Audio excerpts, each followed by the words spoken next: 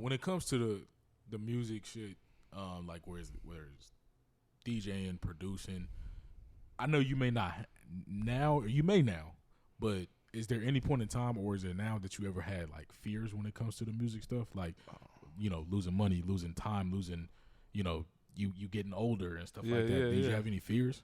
Absolutely. I would say like there's fears I gotta wrestle on a daily basis with this, and I would say that if more or creators are honest with themselves, like they're in the same boat, right? That what we do is like we're sharing ourselves with the world, and hoping that they're not like, yo, homie, that shit trash. It's funny, bro. It's funny because that's kind of what Tyler Samurai was talking about. And real quick, just back to like when you were saying like you don't know whoever's in in the crowd. That's what I was thinking about. Yeah. When he came up to me, even on the last episode, bro, he said that Jay Critch was in the club at the time. I had no fucking idea. You know what I'm saying? Nothing came about from that, but I had no idea, bro, that he was in the club. And that's when he asked me to come up. He came up to me and asked me to play the song, and I was like, yeah, I was fucking with the song anyway. Then he seen Jay Critch in the club. He came back up to me. He was like, hey, bro, can you play my shit again? So Jay Critch in here. I'm trying to get I'm trying to let this nigga know this me. And I did, but like, yeah, no, I definitely get what you mean by like the when it comes to the fears, you know what I'm saying? With that, you putting yourself out there, man. Because really putting yourself out there. Because honestly, even me as a DJ, bro, like I got into DJing because, and I'm gonna say this shit again, because I'm an artist first. I wanted people to be able to hear my music, and without me going up to other DJs and be like, hey, can you play this for me? And you say yeah, and you never play it, or you tell me you can't play it, and I know you can. Sometimes I know you can't because you got your music downloaded or whatever. But even me, when I go out and DJ, I hesitate sometimes to even play my own music because I'm like, I don't want nobody coming to me like, what the fuck was that you just played? Yeah. You know what I'm saying? Yeah. Like, it's scary. Yeah. You know what I'm saying? It's like that. And I can think of like instances and like, so like my main three things that like I focus on, like I said, I got DJ, I produce, and I engineer, like audio engineer. And so for all three, like there's constant times where it's just like you're scared, like there have been times where I've been doing set lists and it's just like, I may want to throw a little bit of extra spice on her with doing some like more kind of complicated scratch pattern. Yeah. But then it's just like, oh man, let me just maybe hot cue this one in, because it's like I don't want to like fuck up in front of like people, like because I at the end of the day, I care about smooth transitions, not like exactly like trying to like flex like this DJ muscle of just like I can do all these little like tricks and shit like that. When it's time where I probably should just go for the gusto, Yeah. I would say for mixing, oh man, like that is definitely, I would say, an art. The thing I love the most, probably the thing that like keeps me up the most at night, I would say, is just like me thinking about like mixes and like how I can like, I don't know, get lufts louder and fucking I don't know, just like 808s, like like hitting where I want them to hit, shit like that. And and for mixing, you notice as an artist, like you can spend hours on mix, get that shit to a client, they just like, this shit trash. Yeah.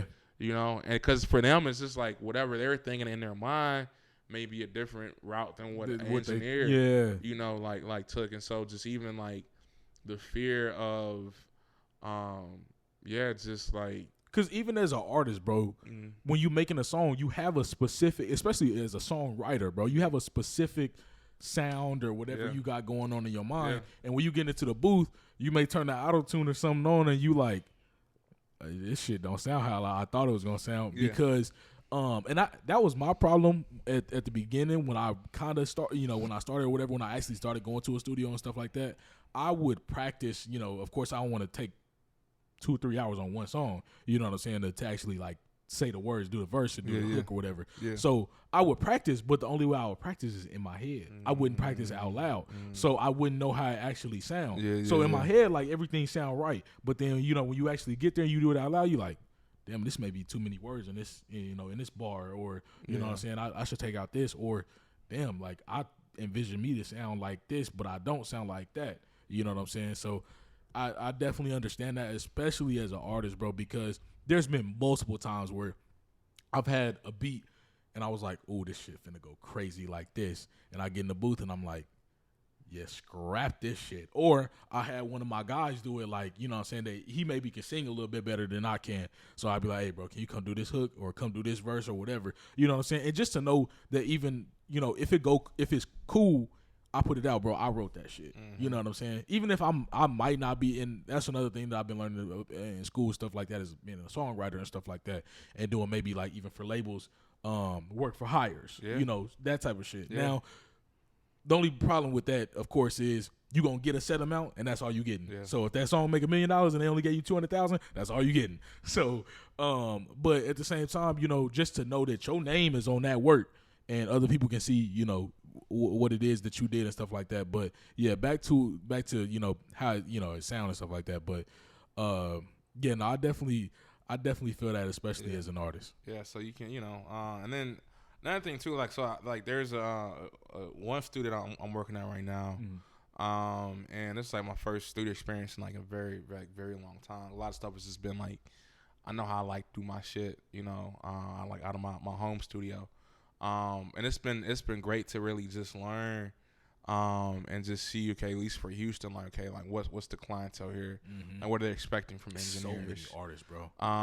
And what was funny, what they're expecting is they want like full mixes done damn near as they're stepping out of the booth, right? And I think I would say that's the benefit to templates, like I mentioned earlier, is that it allows you to mix quicker. But since there a lot of these artists, if they're not paying for separate mix time, right, they're just wanting stuff to sound like as good as possible. Right. By the time, you know, by the time that their hour, 2 hour, 3 hours is up, and it's just like, we do our best, you know. And I don't make it sound like decent, but it's just like, you know, like, if you want it done right, there's a process to it. There's a process to it, man. You know, like that dude, like I mentioned, who engineers for Ye, Earco, he mentioned that he's roughly averaging like 8 hours on a mix. That's crazy. But when you do that, bro, the sound when you're done with that is unmatched. It is. You know what I'm saying? Yeah, it is. And so, I mean, and you can listen, like he was the engineer that was on Donda, you know? And so it's some of the things like I try to explain to artists of just like, if we're doing things the OG way, you're in the booth, we got the beat, and I'm damn near recording you dry. Like, I may have a little bit of reverb on there, especially with vocalists or some auto-tune, but besides that, like, there's not like a ton of like plugins and stuff on there, because I need to listen first before I start making decisions about like what I need to do. Yep. Because it's just like every artist's voice is different, and unless I have worked with this artist and have like saved presets just for them, right? Like, you know, I need to, you know, I need to spend time saying, okay, well, you know, this artist can be a little nasally, you know, so I need to like, you know, do like a little EQ, you know, dip here, you know, to like take something out, or they're a little boxy, or you know, things like that, right? But if I'm recording you through full plugins, I can't hear what you sound like just by yourself to know the exact moves that I want to daily make. Right. And this is why like mixes can take 4 hours, 6 hours, 8 hours, is that I really gotta spend time, you know, listening, balancing, and then, you know, and at the end of the day, you know, trying to make things as loud as possible. Yeah. Now. But it's just like, but loud in a way that things are still balanced. Yeah. And it's, you know, it's art, and it takes time. And so just, you know, understanding that like not every artist cares about that, and that's okay. Yeah. You know, not every artist, you know, like can afford that time, and that's okay. And so I think because of that, templates are wonderful, because like it fills in that gap of like, you don't have the 3 hours it's gonna take to do this, so here you go. To me, it's almost like, do you want a song or do you want like a production? You know what I'm saying? Do you want something like that's just you listen, and one of my bros that live in KC, he's a producer, and he hasn't put out many beats, but he wants to make sure whenever his shit gets put out, when you hear that shit, you like, this shit is crazy. Yeah. You know what I'm saying? Like, I ain't never heard nothing like, this is crazy. Yeah. You know what I'm saying? And that's actually what got me back into engineering so much. Like, when I went to college, like, that's the main thing I was doing was engineering. Like, so I set it down and really was just like, what I did in college, I'm on to the next thing. Yeah. And then when I started back producing, I was like, I need my beats to sound better. Yeah. So what I need to do to make this shit sound better. Yeah.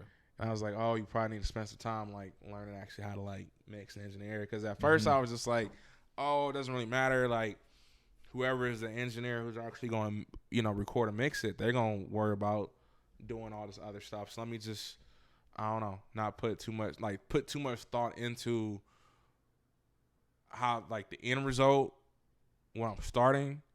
And yeah, I like had to change that shit because it was just like, man, this stuff isn't like if I spent some more time like mixing the beat, it's gonna hit and potentially allow me to get the client right. Versus if it's the beats unmixed exactly and unbalanced, like the client's not gonna want to do anything with the with the song. Speaking of clients, man, so networking is near and dear to my heart, bro. Like the reason networking is the reason you here right now. You know what I'm saying? Networking facts, with you. Yeah. How do you feel about networking? And you know what I'm saying? Do you kind of like, is that like an important thing to you? Yeah. Facts. I would say. I know they uncomfortable sometimes. No, it's all good, man. It's all good. All right, so I would say networking is it's how like true professionals like live and die. It's like really by networking. Because especially from like the music business side, if you understand that a lot of the stuff is really based upon like who you know. Yep. Not just your own set of skills. It would like technical skills. It'll make you want to invest more into like your like people skills and like learning what it means to like network and just kind of what doors that could potentially open up. Like you never really know. Right. So like for me, I try to be as professional, as nice as possible.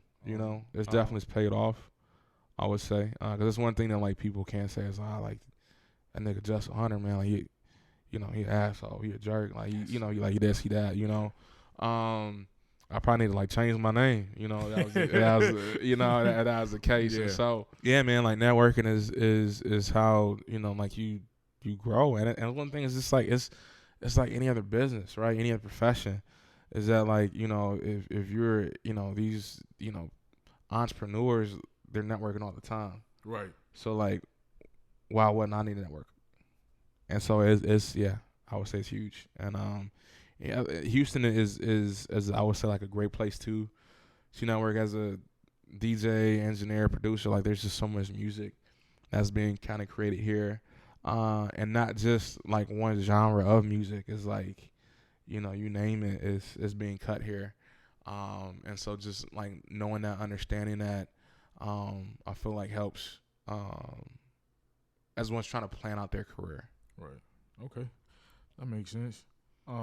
So I believe that you on like the cusp of like, making it big time in the industry, bro. Thanks, man. So Thanks. When you do get there, is there anything that you want to either come back home and change, go to Detroit, help out the city and do certain stuff, or is there anything in the industry that you want to like make sure that you leave a mark on, or anything like that? For sure, man. Like my dream, actually it would be to go back to Detroit, open up a studio there, and then just have a lot of the focus that's not like at the studio, be about helping artists who have ties to the city, artists who have love for the city, want to invest into music for students who are in the Detroit public school community district. That's like a district that's like near and dear to my heart. Yeah. If you just study the history of like music in Detroit and Motown and all that, it wouldn't have been possible if there wasn't great like public education, and just the music teachers that were just in that school system. Right. Is what made Motown pop. Like that whole Motown sound, right? Like that whole like backing band, right? All most of my products are Detroit public schools. And so the reason why I'm here today is because I would say my high school band teacher, invested in me. Shout out Mr. Mack. And so just super, thankful for the people who have like poured into me and just want to be able to get it back to like the next generation because, I just want to give like just the next generation a chance to really see like where this music journey can take you. Yeah, not where just they can go. Yeah. Not just hip hop and like rap or things like that, but it's just like how can we like gift like cellos and like oboes and like French horn, music, things like that, like really like make people fall in love like with music because like there's so much there. There could be like the next, fucking, I don't know, like John Williams who's going to be producing or, composing music for, all these films, right? Could be a little kid sitting, at like, some elementary school in Detroit, right? But just needs an opportunity, just needs somebody that could say, this is an out, right? And so I feel like, just like going back home, doing as much as I can just for the art scene, would be man, just I would say a huge one for me. I would say another thing too would be if there's some type of way, I think Motown needs to put an office back in Detroit. Which is I feel like it's doable because I would say like they're obviously they're owned by Universal now, but like Universal they can have offices wherever they want. Why not as Detroit's making its comeback? Why not? It is. Why not put the Motown office back where it started at? Yeah. That'd be dope. I feel like the music community would like get behind that. Like if for those of you who haven't been in Detroit, you can actually go to the original like Hitsville, USA site, and it's a museum.